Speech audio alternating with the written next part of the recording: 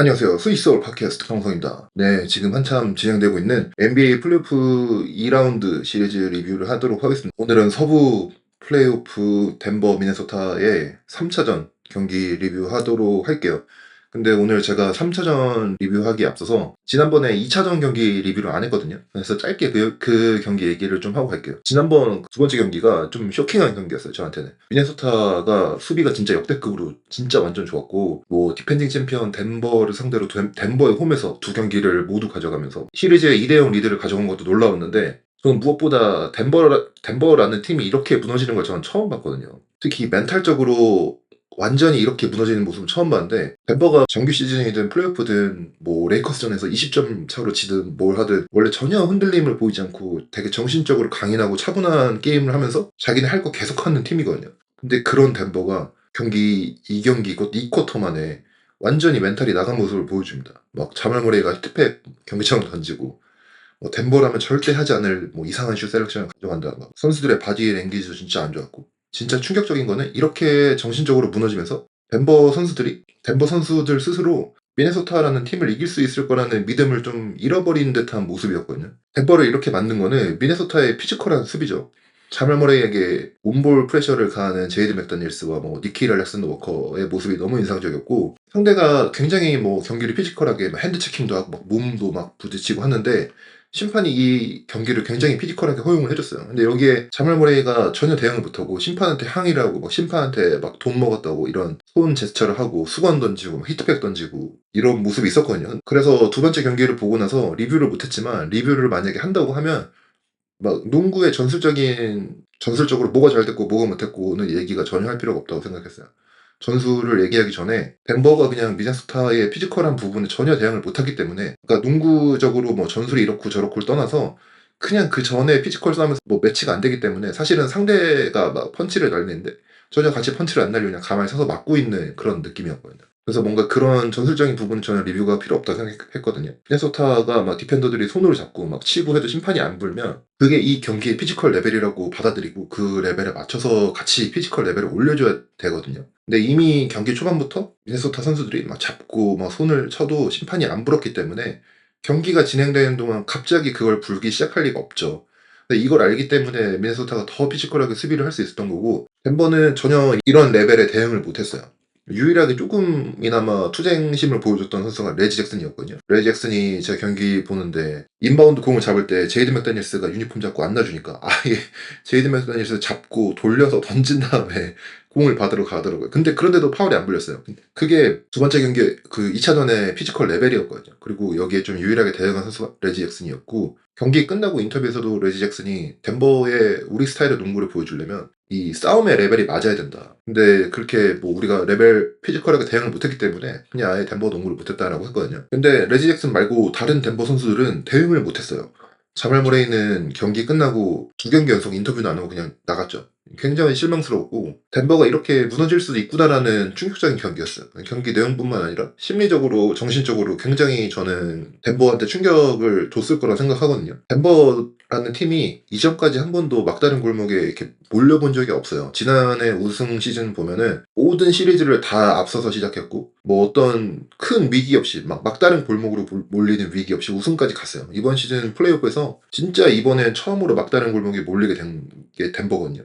상대가 매첩적으로 안 좋은 상대에다가 홈에서 두 게임 다 내주고 0대2로 뒤진 상황에서 원정 경기를 나서야 되고, 여기서 지면 사실상 시리즈 끝이죠. 3대0에서 돌아온 팀은 없으니까. 근데 이번이 두 시즌 만에 처음으로 절박한 상황에서 반드시 이겨야 되는 상황에서의 덴버를 볼 기회였거든요. 그리고 그 절박한 디펜딩 챔피언 덴버는 와 오늘 진짜 대단했습니다. 덴버가 경기 내내 정신적으로 육체적으로 경기를 지배했는데, 특히 오늘 경기는 반드시 먼저 이거부터 얘기하고 싶어요. 오늘 경기는 심리적으로 더 큰 영향을 끼칠 것 같습니다. 이 경기에서 제가 경기를 보고 충격을 먹었다고 했잖아요. 디펜딩 챔피언이 완전히 미네소타를 이길 수 있다는 믿음을 잃어버린 것, 완전히 사기가 꺾이고 전의를 상실을 한 것 같이 보였거든요. 이번 3경기가 중요한 게 뭐 전술적으로 뭐 조정이나 이런 것보다 덴버가 다시 이 미네소타를 상대로 이 시리즈를 이길 수 있다는 자신감을 찾을 수 있는지가 굉장히 중요했어요. 그래서 이번 3경기 승리가 진짜 중요했던 게, 단순히 시리즈가 이제 1대2가 됐다는 것 뿐만 아니라 선수들이 이 경기 때 완전히 멘탈적으로 심리적으로 무너졌던 그 경험이나 기억을 완전히 지워버리게 만들었고 다시 우리가 챔피언이고 우리가 이길 수 있다는 자신감을 찾게 만든 게 이번 3경기의 가장 중요한 심리적인 요인인 것 같습니다. 이 경기에서 덴버가 지는 모습을 보고 마이크 말론 덴버 감독이 자신의 팀이 이전에 자기 한 번도 본 적 없는 정도로 무너졌다고 했거든요. 경기에 뭐 피지컬적인 면에서도 밀렸고 뭐 경기 격렬함에서도 밀렸고 경기가 감정적이 되고 막 심판한테 항의하고 그래서 이 모든 영역에서 다 졌는데 이번 3경기에서는 이 모든 영역을 다 뒤집어 놓고 덴버가 오히려 이 모든 것들을 다 정복했습니다. 이번 3경기에서 경기를 압도적으로 이겼을 뿐만 아니라 지난 1차전, 2차전에서 볼 수 없었던 효율적인 오펜스도 보여줬고요. 플레이오프 내내 좋은 활약 못했던 자말 머레이가 경기 처음부터 끝까지 진짜 좋은 활약을 해줬고 두 번째 경기에서 문제가 됐던 자말 머레이의 감정적 대응이나 심판한테 항의하면서 진짜 안 좋은 플레이가 나왔던 자말 머레이인데 오늘은 그런 것도 없이 진짜 팀원들 위해서 스크린도 걸고 자기가 상대 볼 프레셔에 대응도 잘하고 슈팅이나 플레이메이킹도 진짜 깔끔하게 잘했고 올 플레이오프 시즌 처음으로 아마 자말 머레이가 처음부터 끝까지 잘한 경기였을 거예요. 그리고 덴버가 이번 포스트 시즌 처음으로 미네소타를 정규 시즌에 되게 안 좋은 모습이 나오는 미네소타처럼 보이게 만들었거든요. 공격에서 미네소타가 안 좋은 슛을 던지고 수비에서 에너지 레벨이 왔다 갔다 하고 막 파울 트러블에 걸리는 약간 미네소타의 안 좋은 버릇 같은 게 나왔거든요. 근데 포스트 시즌에는 한 번도 이런 모습이 미네소타가 볼 수 없었는데 드디어 그런 모습을 노출시키고 미네소타의 포스트 시즌 첫 패배를 안겼습니다. 그래서 오늘은 경기에 뭔가 내용적인 분석을 하기 전에 덴버가 가져간 게 진짜 심리적인 싸움에서 큰 전환을 갖고 왔다. 그래서 이게 더 큰 승리처럼 보인다는 말을 먼저 하고 싶었고요. 경기 내용을 보면은 제 생각에는 덴버가 가져간 이 경기의 가장 큰 조정이면서 굉장히 간단한 조정이 하나 있어요. 그게 뭐냐면 1, 2차전 경기를 보면은 덴버 오펜스가 엄청 고전하잖아요. 근데 그 고전한 이유가 덴버가 공을 하프코트로 몰고 넘어오는 것조차 힘들어했거든요. 그 이유는 볼 핸들러인 자말 머레이가 이제 공을 잡고 하프코트 넘어오려고 하면 이미 풀코트 프레스로 뭐 제이드 맥다니엘스나 니킬 알렉산더 워커가 맞기 때문에 넘어오는 걸 굉장히 힘들어했거든요. 특히 이 경기에서는 경기 중에 하프코트를 넘어오기 전에 미네소타가 덴버를 압박한 횟수가 ESPN에 따르면 50번이라고 하거든요. 이게 뭐 거의 역대 최고래요. 근데 이렇게 겨우겨우 하프코트를 넘어오자마자 또 압박을 엄청 했죠. 그래서 공격을 세팅하는데 몇 초가 소모돼요. 덴버가 하프코트 오펜스를 할 때 한 번의 하프코트 오펜스에서 여러 번의 액션을 통해서 굉장히 좋은 찬스를 만들기 위해서 굉장히 열심히 노력하는 팀이거든요. 하나의 액션이 끝나면 그게 바로 다음 액션으로 이어지고 아니면 자말 머레이나 요키치가 투맨 게임을 통해서 계속 핸드오프 스크린 계속하면서 집요하게 찬스가 날 때까지 여러 번 세트 오펜스를 하는 거를 굉장히 좋아하는 팀인데 근데 이렇게 여러 번 하려면 여러 번 할 시간이 있어야 되잖아요. 미네소타가 1차전, 2차전에서 가장 성공적이었던 게 덴버가 하프코트 넘어오는 것도 힘들게 만들면서 넘어와서 오펜스 세팅을 하면 이미 샤클락이 10초 밑으로 내려와 있어요. 그러니까 막 서둘러서 뭐 한 번 액션을 하게 되면 이때 성공을 못하면 이미 샤클락 다 지나가 있고 그래서 막 덴버가 막 덴버답지 않은 말도 안 되는 슛을 던졌거든요. 1, 2차전 때. 그래서 이번 경기에서 가장 큰 조정이면서 굉장히 간단한 조정은 하프코트 넘어오는 압박을 무력화시키는 거예요. 그걸 어떻게 했냐면 에런 고든이 공을 몰고 넘어옵니다. 에런 고든의 디펜더가 루디 고베어고 에런 고든을 압박하러 루디 고베어는 멀리 나오지 않을 거란 말이에요. 가끔 카렌서니 타운스가 매치업이 됐을 때도 앤서니 타운스는 뭐 그렇게 좋은 하프코트에서 막 프레스를 가하는 디펜더는 아니기 때문에 에런 고든이 진짜 비교적 자유롭게 하프코트를 넘어오죠. 그 다음에 에런 고든이 쉽게 하프코트를 넘어오고 이제 샤클락이 많은 상태에서 덴버가 세트 오펜스를 할 수 있게 됩니다. 그래서 이게 제 생각에는 가장 큰 조정이었고 두 번째로는 자말 머레이가 이 경기 피지컬한 부분을 받아들이고 좀 레벨업을 했어요. 그래서 스크린을 받을 때 굉장히 좋은 세퍼레이션, 격차를 벌이면서 공을 받고 나가게 됩니다. 어떻게 하냐면 자말 머레이가 이번 경기는 이제 자기가 볼을 물고 오지 않기 때문에 자말 머레이가 이렇게 손을 무릎에 놓고 이렇게 쉬고 있습니다. 그래서 체력을 세이브 해놨다가 넘어온 순간 세트 오펜스가 시작되면 제이드 맥다니엘스한테 몸을 붙이고 이렇게 팔로 푸시를 하면서 스크린을 받으러 나가거든요. 근데 그때 이미 시작할 때부터 조금의 간격을 제이드 맥다니엘스랑 벌였기 때문에 굉장히 자유롭게 스크린을 받으러 나가고요. 그래서 세 번째 조정은 니콜라 요키치가 스크린이 훨씬 좋아졌습니다. 그래서 스크린 앵글도 좋아지고요. 이미 그리고 처음에 세퍼레이션을 갖고 달려오는 자말 머레이이기 때문에 좋은 스크린을 걸어주기가 굉장히 쉬웠죠. 그래서 좋은 스크린을 통해서 이미 간격을 갖고 있던 자말 머레이가 더 많은 간격을 벌이게 되고 이로 인해서 자말 머레이가 공을 받고 스크린을 타고 자유롭게 나면서 공격을 가져가는데 이미 제이드 맥다니엘스가 자말 머레이 스크린을 받고 나올 때 간격이 떨어져 있기 때문에 자말 머레이가 공격할 수 있는 앵글이 굉장히 다양해졌습니다. 1, 2차전에서 제이드 맥다니엘스가 자말 머레이가 스크린을 받고 나올 때 뒤에서 완전히 붙어 있거든요. 이렇게 되면 자말 머레이를 골 밑에 있는 루디 고베어나 빅맨들한테 이렇게 몰아가기가 굉장히 쉬워요. 그런데 거리가 벌어지면 전혀 이렇게 몰아갈 수가 없습니다. 그래서 자말 머레이가 진짜 자유롭게 뭔가 자기가 원하는 앵글로 무브를 가져갈 수 있게 되고 1, 2경기에서 미네소타의 주요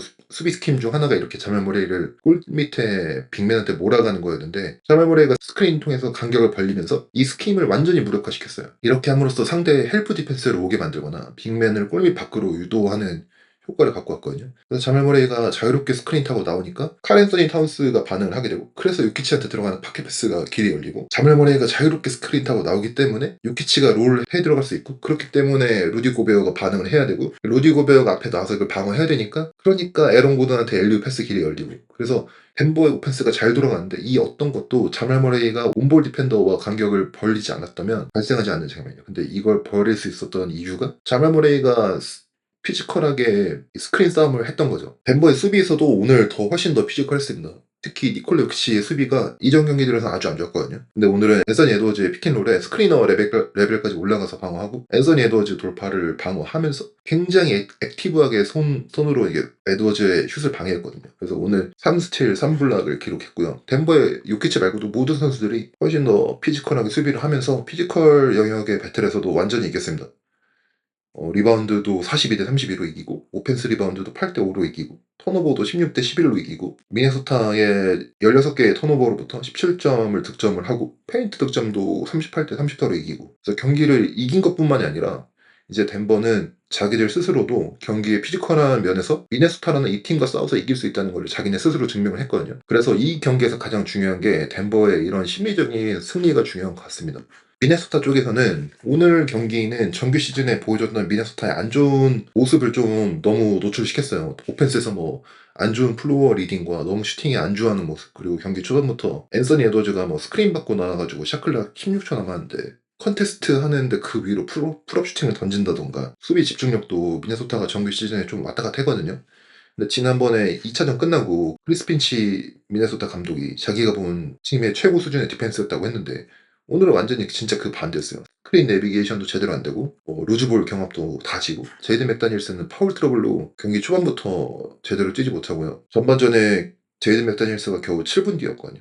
팀의 최고의 디펜더가 7분밖에 못 뛰었어. 그게 데미지가 컸고요. 오늘 심판 콜이 지난 경기와 비교해서 소프트했어요. 하지만 지난 경기가 피지컬에서 미네소타한테 도움됐고 덴버가 심판한테 그게 불편한 게 아니라 그게 게임의 일부임을 인정하고 피지컬 레벨을 올렸어야 된다는 그 얘기를 했잖아요. 근데 그것과 마찬가지로 미네소타도 오늘 게임이 어떻게 콜이 불리는지를 파악하고 이게 소프트하게 불리면 그거에 맞춰서 게임을 했어야 되거든요. 근데 모든 경기에서 심판의 콜이 뭔가 피지컬 레벨이 다 똑같으면 일정하면 좋겠지만 안타깝게도 매 경기 그게 원래 다르거든요. 그리고 그게 현실이고 그게 원래 농구 게임의 일부입니다. 그래서 미네소타가 오늘 이거를 잘 컨트롤하지 못하고 오늘은 미네소타가 심판한테 항의를 하고 뭐 테크니컬 파울도 받고 그런 팀이 돼버렸어요. 미네소타는 앤서니 에드워즈가 사이드라인에서 자기 팀원들한테 막 얘기하듯이 이제 겨우 한 경기 진 거고 이제 이거는 시리즈고 아직 시리즈는 많이 남아있고 다음 경기 이기면 되지만 이제 미네소타는 미네소타한테 턴이 넘어왔어요. 이 시리즈를 이기려면 4경기를 반드시 이겨야 되는 머스트 윈 게임처럼 대해야 됩니다. 4경기를 지면요 첫 2경기 원정에서 잡은 2점 다 일단 사라지고요.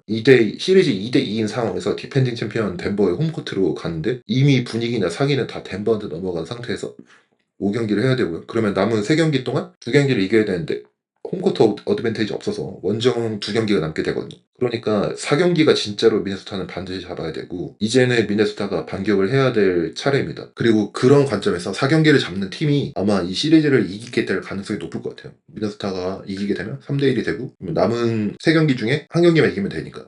그리고 3대1에서 컴백하기 굉장히 쉽지 않거든요. 뭐 덴버가 예전에 2번이나 컴백을 하긴 했지만 만약에 덴버가 이기면 2대2에서 홈코트 어드밴테이지가 2경기나 있기 때문에 쉽지 않죠. 미네소타가 그래서 4경기가 이기는 팀이 아마도 이 시리즈를 잡게 되지 않을까 싶습니다. 그래서 너무 재밌을 것 같고 네, 그래서 오늘 리뷰 여기까지 하고 저는 다음 경기 리뷰로 돌아오겠습니다. 감사합니다.